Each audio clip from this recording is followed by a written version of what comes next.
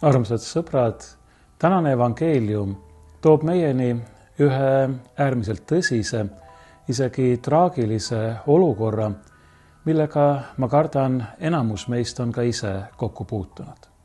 Me leiame selle Luuka evangeeliumi 7.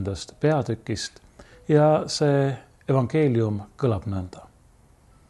Mõni aeg hiljem läks Jeesus linna, mida hüütakse Nainiks, ja temaga läksid kaasa ta jüngrid ja suur hulk rahvast.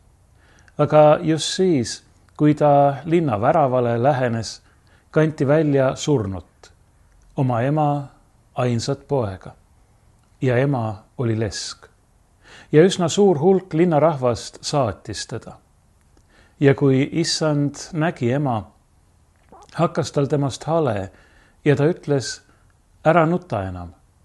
Ja ta astus ligi ja puudutas surnu raami, mis peale kandjad jäid seisma, ja ta ütles, noormees, ma ütlen sulle, ärka üles.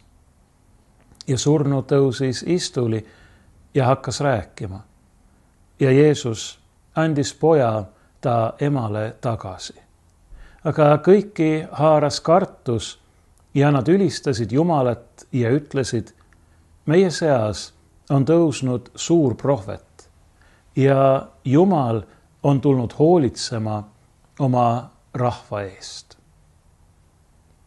Kui ma ütlesin, et see olukord on traagiline, siis pidasin ma muidugi silmas selle evangeeliumi esimest poolt. Seda, kuidas üks ema pidi saatma matuse rongkäigus oma ainsat poega. Oma ametis olen ma pidanud sellise olukorraga õige mitmel korral kokku puutuma. Olen pidanud saatma teele nii päris pisikesi lapsi, vastsündinuid kui mõneaastaseid.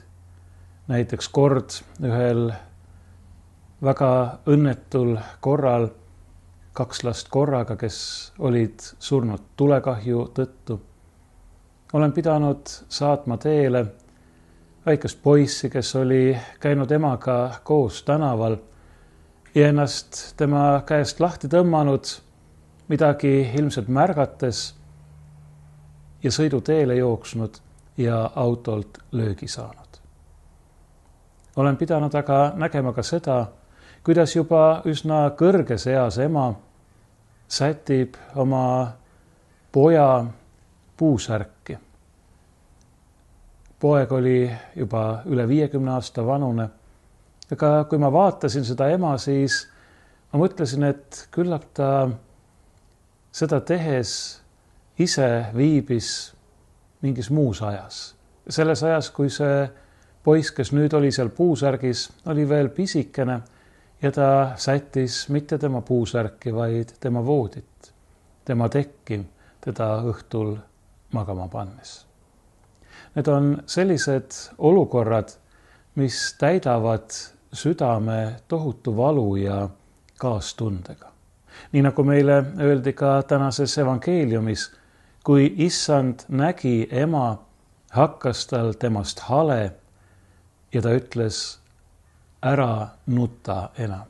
Ja siit algab selle evangeeliumi teine pool. Aga ma jään esialgu siiski selle esimese poole juurde ja lisan nendele näidetele, mis ma tõin oma kokkupuudetes taoliste olukordadega oma vaimuliku ametis, selle, kuidas taoline olukord esimest korda minu teadvusesse jõudis. Ja see ei olnud seotud mitte ühegi inimesega, keda ma oleksin tundnud, ega isegi mitte ühegi reaalse surmajuhtumiga, vaid ühe raamatuga, mida ma esimest korda lugesin. Ja ma tunnistan, et kui ma seda raamatut esimest korda lugesin, siis ma olin selle raamatu jaoks veel liiga noor, isegi liiga väike, et kõigest aru saada. Aga ma mäletan seda esimest korda nii selgelt, ma olin siis 6-aastane, olin õppinud vahest mõned kuud varem või aastakese varem lugemise selgeks ja võtsin riiulist raamatu, mis, nagu öeldud, oli minu jaoks ilmselgelt liiga keeruline ja lugesin seda, küllap ma sealt midagi siis ikkagi sain. Selle raamatu nimi on Ägeri tähed. See on ühe Ungari autori romaan, mis on ilmunud sarjas Seiklusjutte maalt ja merelt ja kõneleb ungarlaste vabadusvõitlusest 16. sajandil türklaste vastu. Ja üsna selle raamatu alguses on stseen, mis tegelikult on meile edasi antud ka vähemalt kaudselt justkui ühe lapse silmade läbi, enam-vähem sama vana lapse silmade läbi, kui olin mina, kui ma seda raamatut esimest korda lugesin. Ja see on siis järgmine, ma loen teile selle lõigu ette. Tegemist on ühe külaga, mida olid laastanud türklased, kes olid mitte ainult selle küla paljaks riisunud ja maha põletanud, vaid ka kõik selle elanikud tapnud. Ja seal on siis see poisike ja on üks vaimulik, üks pastor ja see stseen, mida ma silmas pean, on järgmine. Korraga ilmus aiaväravale keegi naisterahvas. Põlles hoidis ta surnud last, umbes aasta vanust lapsukest. Naise nägu oli nutust punane. Mu Janoška, lausus ta nutma puhkedes. Sängitame ta mulda, vastas pastor. Kärgäi võttis risti ja asus nende ees minekule. Mütsi pani ta pähe. Ma peitsin ta ära, jutustas naine nuttes. Peitsin ta hirmuga viljaauku voodipesu vahele, sest naabrite Janši nad juba tapsid. Mõtlesin, ei saa ma peitu minna, kui ta nutab. Pugesin kanakuudi taha, aga nemad sattusid peale, ajasid mind taga, mina muudkui jooksin. Öösel tahtsin tagasi tulla, siis aga põrkasin ühe teise paganate jõuguga kokku. Kogu pilliroo torkisid läbi. Jumal teab, kelle nad ära viisid ja kelle maha lõid. Kui ma viimaks tagasi sain, leidsin oma Janoška nõnda. O Jumal, Jumal, miks sa ta minult ära võtsid? Ära küsi Jumalalt, noomis teda pastor. Jumal teab, mida ta teeb, sina aga ei tea. Aga miks ta siis sündis, kui ta niimoodi pidi surema? Meie ei tea, mispärast me sünnime, ega tea ka, miks sureme. Ära räägi enam Jumalast. Pastor kaevas hauakese valmis. Järgö aitas teda kabliga. Ema sõlmis oma põlle lahti ja asetas koos sellega lapse mulda. Veel mitte, nutis ta lämbudes, veel mitte. Ta rebis rohtu ning lilli ja puistas need lapsele peale, nuttes ja halisedes. Oh, et ma sind mullale pean andma. Ei kallista sa enam oma väikeste käekestega. Ei ütle sa mulle emake. Oo, need punased roosid su pisikesel näokesel on närtsinud. Oo, ma ei saa enam kunagi silitada su ilusaid valgeid juukseid. Ta pöördus pastori poole. Kui ilusad silmad tal olid. Eks ju, kui ilusad pruunid silmad tal olid. Kuidas ta vaatas, kui armsalt. Oh, sa minu südamekke. Ei vaata sa enam kunagi mulle otsa. Vahepeal oli pastor haua kinni ajanud ja labidaga künka siledaks patsutanud. Siis murdis ta kalmistu äärest leedripuu küljest suure ristikujulise oksa ning pistis selle otsa kalmukünkasse. Oh, et küll issand su ära võttis, mu kullake, nutis naine. Milleks on temal siin rohkem vaja? Ta varises hauakünkakesele kummuli. Sellepärast, et tema oskab paremini ta järele valvata, ütles pastor pisut pahaselt. Ta kõpsis kabli küljest mulla maha ja viskas selle õlale. Lisas siis pehmemal toonil. mõningad lähevad ees ning ootavad neid, kel maa peal veel kohustusi on.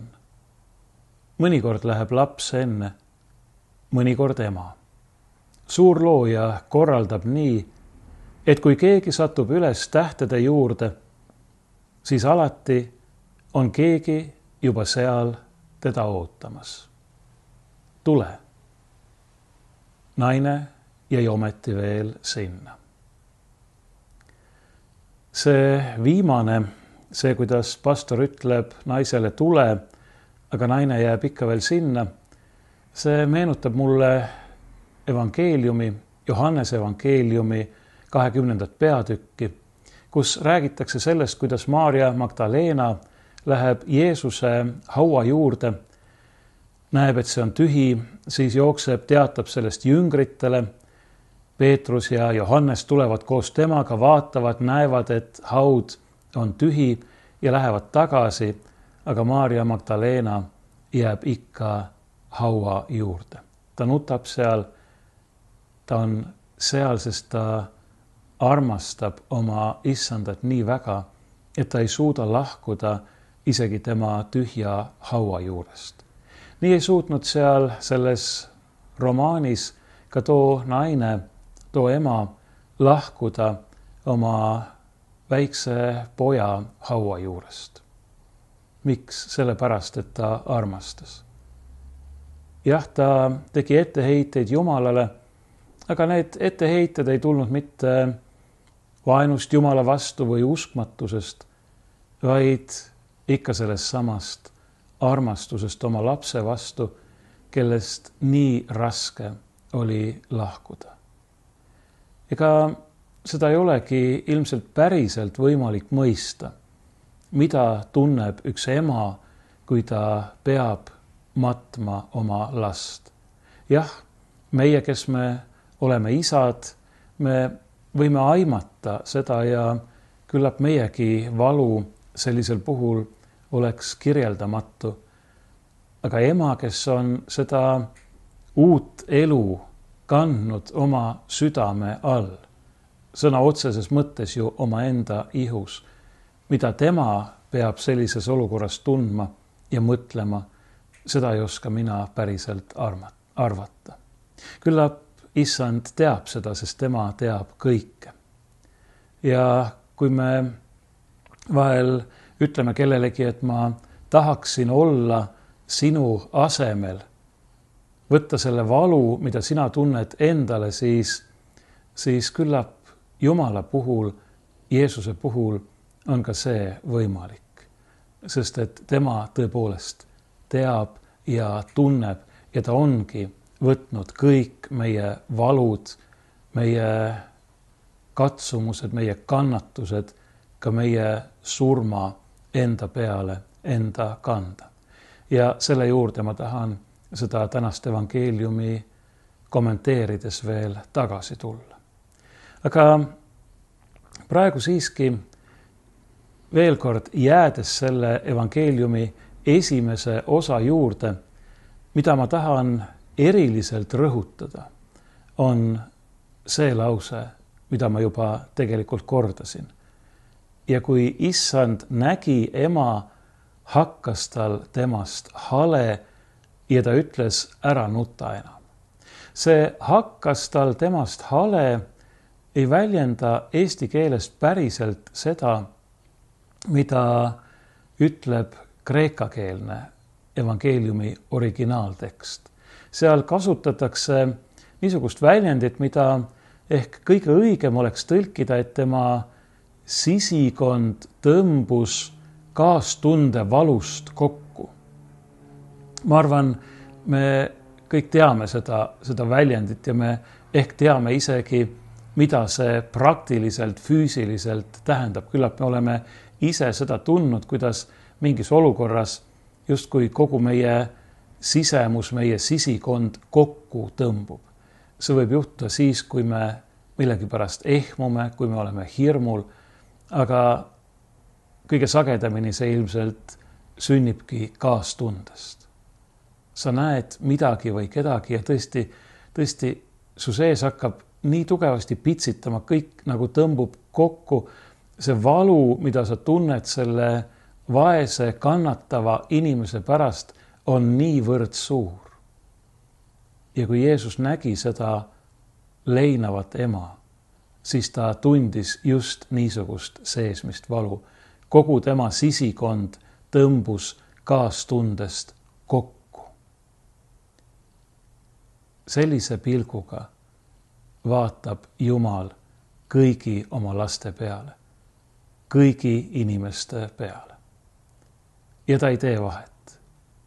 Väga huvitav on selle evangeeliumi puhul, selle surnuist üles äratamise puhul, milline kirjeldamatu ime, eks ole, see, et siin ei mainita mitte kordagi usku. Paljude Jeesuse imetegude puhul tuuakse väga selgelt esile usu tähtsus. Jeesus ütleb, sinu usk on su päästnud või su usk on su terveks teinud. See usk, mis seisneb oma lootuse panemises, oma usalduse panemises Jeesuse ja tema isa Jumala peale. Aga siin selles evangeeliumis ei räägita usust poolt sõnagi. See ei tähenda, et usk ei oleks tähtis. Ka evangelist Luukas rõhutab seda õige mitmes kohas, et usk on väga tähtis. Aga siin me näeme, et kogu initsiatiiv tuleb Jeesuse enda poolt. See, mis sünnib tema kaastundest, tema armastusest kannatava inimese vastu. Küsimata, kes see kannatav inimene on. Küllap ta teadis, kes see naine on, sest et nagu öeldud, Jumalana teab ta kõike. Aga ma arvan see, et evangelist ei nimeta siin usku, ei ütle, et keegi oleks üldse midagi palunud Jeesuse käest, on väga tähtis. See on tähtis sellepärast, et me võime teada, me peame teadma, et Jumal armastab meid sellepärast, et see kuulub tema olemusse. Ta tunneb meile kaasa sellepärast, et ka kaastunne, halastus kuulub tema olemusse. Pühakiri ütleb, et Jumal on meid enne armastanud. Enne kui me teda oleme palunud, tema poole hüüdnud, temasse usku väljendanud, oma lootusest, oma usaldusest tema vastu kõnelenud või üldse midagi teadnud. Tema on meid enne armastanud. Tema on juba enne meie peale kaastunde ja halastusega vaadanud. Ja ta on teinud kõik selleks, et meid aidata, et meid päästa. See naini noormees siin, võiksime öelda, kehastab teatud mõttes kogu inimkonda, kogu seda langenud patu, kuradi ja surma meelevallas vaevlevat, kannatavat ja vaimulikult surnud inimkonda. Ja see, mismoodi Jeesus nüüd vaatab halastusega ja kaastundega ja armastusega nii selle noormehe ema kui ka tema enda peale, see näitab meile, mismoodi Jumal vaatab selle inimkonna peale. Ei mitte vihaga, ei mitte sooviga see patune inimsugu hävitada, vaid kogu sisemust kokku tõmbava, kokku pigistava kaastunde valuga ja sooviga, tahtega, et kõik inimesed võiksid õppida tundma teda ja tema armastust ning saada päästetud, saada õndsaks. Ja kui me nüüd läheme selle evangeeliumi teise poole juurde, siis me näeme, et just see ju sündiski. Kui Jeesus oli öelnud emale, ära nuta enam, siis astus ta surnuraami juurde, puudutas seda või sellel asuvat puusärki, kandjad jäid seisma ja Jeesus ütles, noormees, ma ütlen sulle, ärka üles või võime tõlkida ka, noormees, sulle ma ütlen, tõuse. See noormees oli ju surnud, ta ei kuulnud enam, ta ei näinud enam, tal ei olnud mingit jõudu tõusta ei istuli ega püsti. Aga just nii Jeesus talle ütles, sest Jeesusel on see vägi. Jeesus on ju tõeline inimeseks saanud Jumal, temal on see vägi. Tema läbi on kõik loodud, nii nagu pühakiri ütleb. Ja tema sõnal on loov, elustav, elu andev, uut elu kinkiv vägi. Kui Jumal ütles, siis kõik, mis on, sai olema. Enne seda ei olnud ja siis järsku ainult Jumala sõna peale oli. Nii on siin ka nüüd selle noormehega. Ta ütleb sõna, Jeesus ütleb sõna ja surnu tõuseb istuli ja hakkab rääkima. Kõik see masendav, kõik see kohutav on järsku möödas. Ta elab jälle. Ja just nii tahab Jeesus kõnetada ja puudutada meid kõiki.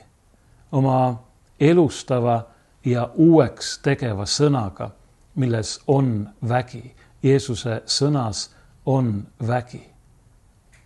Jeesuse sõna meile on Jumala armastuse, halastuse, see on lunastuse ja pääste sõna. Ja see on tõesti mõeldud absoluutselt kõigile. Juba enne seda, kui meie oleme osanud seda igatseda, otsida ja selle järele hüüda. Niisiis, kuigi see evangeelium seab meie ette ühe väga tõsise ja lausa traagilise olukorra, nii nagu ma ütlesin, ja tuletab mulle meelde kõiki neid sarnaseid olukordi, mida ma ennist kirjeldasin, siis see evangeelium on võrratult lootusrikas, sest et see näitab meile, et tõepoolest kogu ainult temalt endalt tuleva initsiatiivi ja aktiivsusega teeb Jumal Jeesuses Kristuses kõik selleks, et me enam ei nutaks, et pühkida meie pisarad, et võtta ära meie valu, et päästa meid surmast ja hukatusest. Ta on seda teinud. Ta on selleks kõik teinud. Me võime seda uskuda. Meil ei ole mingit põhjust kahelda. Aga kuidas ta on seda teinud? Ja see avab meile nüüd selle tänase evangeeliumi teise külje pealt.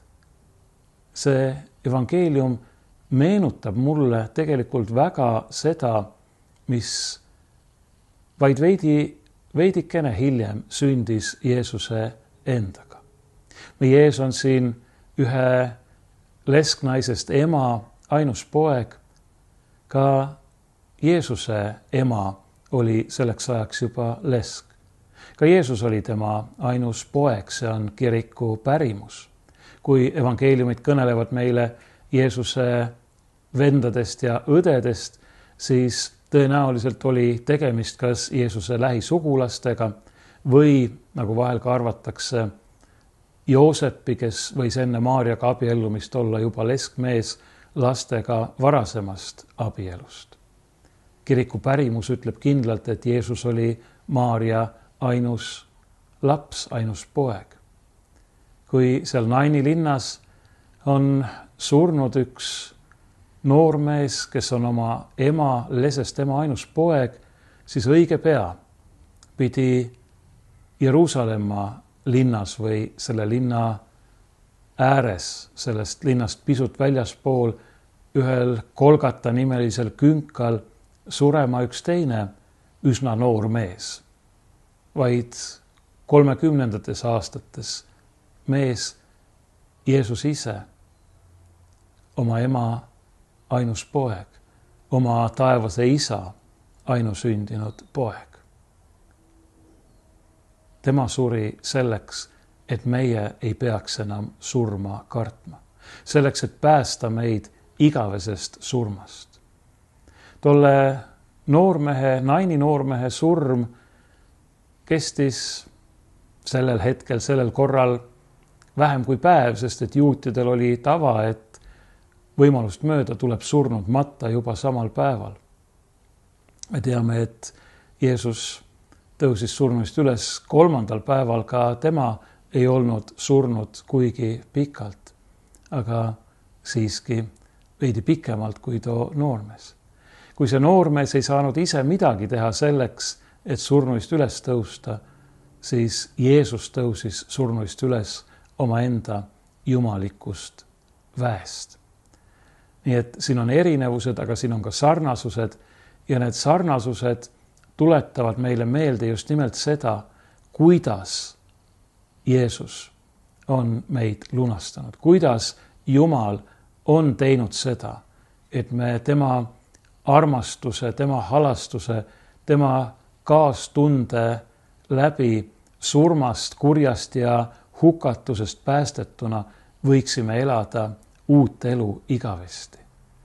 Ta on seda teinud tohutut ohvrit tuues, omaenda poega meie eest kinkides.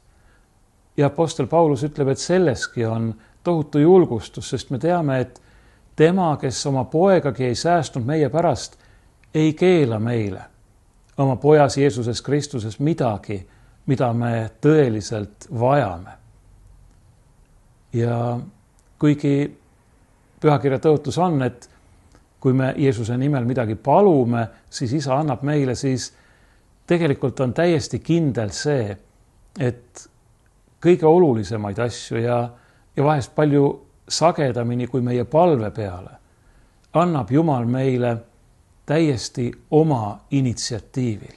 Nii nagu Jeesus läks täiesti oma initsiatiivil selle Naini lesknaise juurde ja teda lohutas, talle ütles ära nuta enam ja tema poja surnuist üles äratas.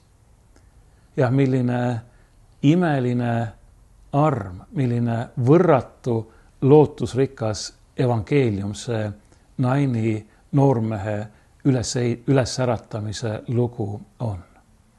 Aga ma tulen korra tagasi selle teise loo juurde, mida ma teiega jagasin.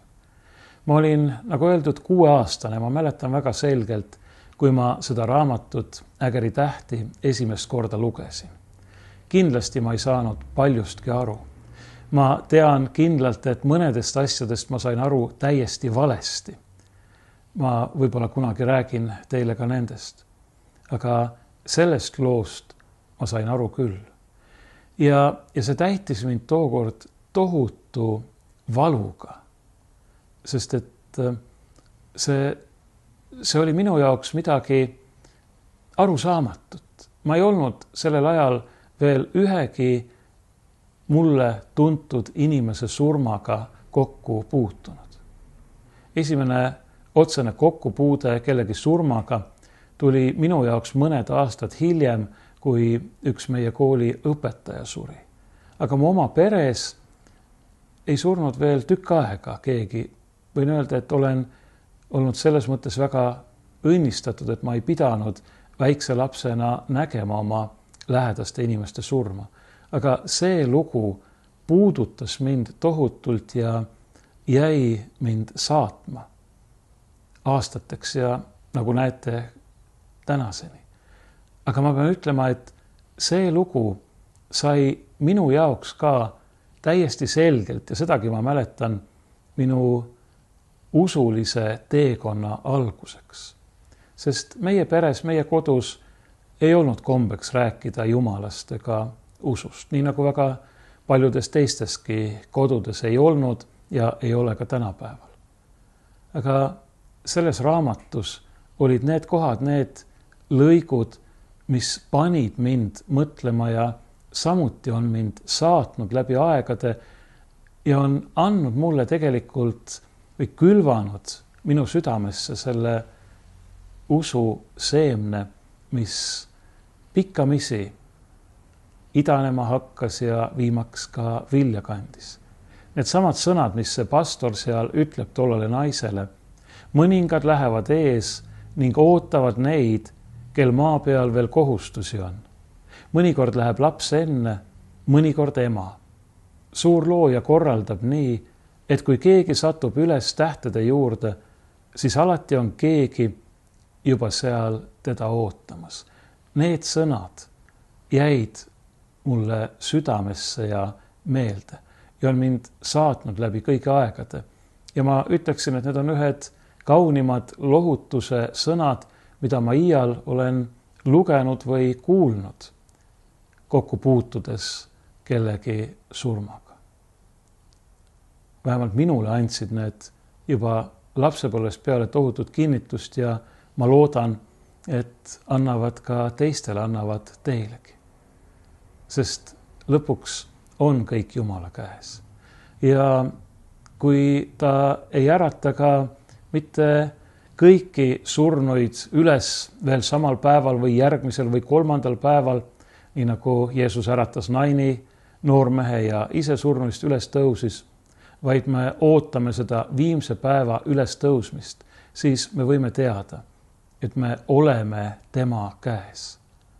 See on tema arm, mis annab meile lootuse ja julguse, et ükskõik, mis meiega sünnib. Isegi kui jõuab kätte see tund, see hetk, mil me peame siit elust ära minema. Me oleme Jumala käes, kes oskab meid palju paremini hoida kui meie iseennast ja oma lähedasi.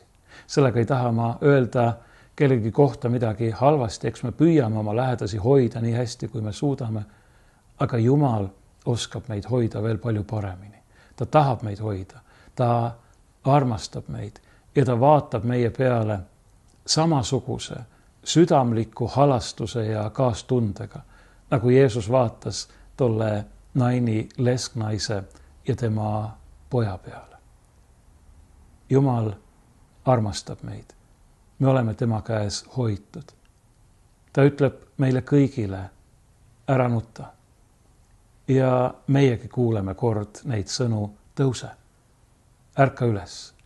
Ja siis me tõuseme ja kui me oleme pannud oma elus lootuse tema peale, kui me usume temasse, kui me järgime tema kutset, kui me anname ennast täielikult üle tema armastusele, siis me võime teada, et me näeme teda palgest palgesse taas, elame koos temaga ja saame osa tema imelisest taevasest kirkusest.